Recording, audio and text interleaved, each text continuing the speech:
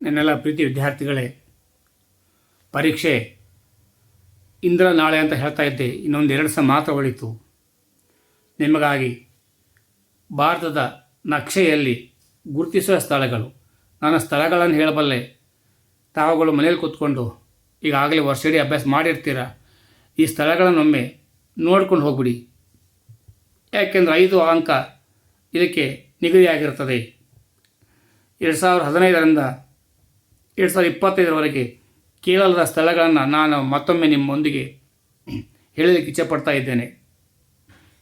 Indira point, Narora, Pak ಜಲಸಂಧಿ, ಬಾಕರ್ನಂಗಲ್, Tarapur, Mumbai, Cochin, ಪಾರ್ದೀವ್, Visakhapatnam, Durgapur, Kalpakkam, Mangaluru, ಬಂಗಾಳಕೊಲ್ಲಿ, ದಾಮೋದರ್ ಯೋಜನೆ,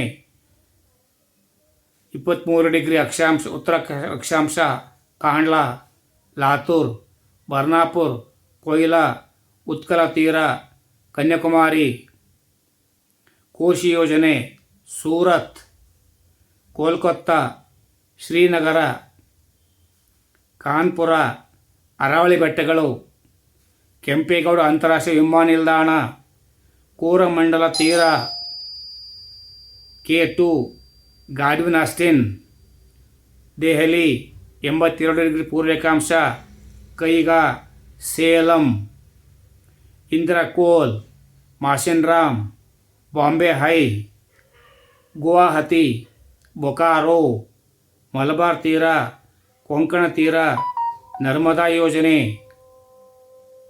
ಇಷ್ಟು ಸ್ಥಳಗಳನ್ನು ನೀವು ಒಮ್ಮೆ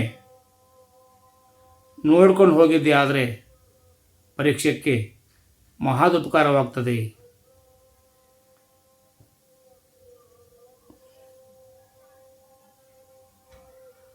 ಒಂದರಿಂದ ಸ್ಥಳಗಳನ್ನು ನಕಾಶೆದು ಉಲ್ಟಾ ತೋರಿಸ್ತಾ ಇದ್ದೇನೆ, ಬೇಸರ ಮಾಡ್ಕೋಬೇಡಿ.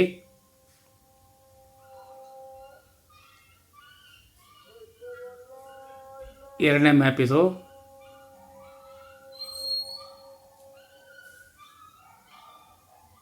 ನೀಟಾಗಿ ಮಂದಟ್ಟು ಮಾಡ್ಕೊಳ್ಳಿ. ಪರೀಕ್ಷೆಗೆ ಅನುಕೂಲವಾಗಲಿ. ಸರ್ವೇ ಜನೋ ಸುಖಿನೋ ಭವಂತು. ಜೈ ಹಿಂದ್, ಜೈ ಭಾರತ್, ಜೈ ಕರ್ನಾಟಕ.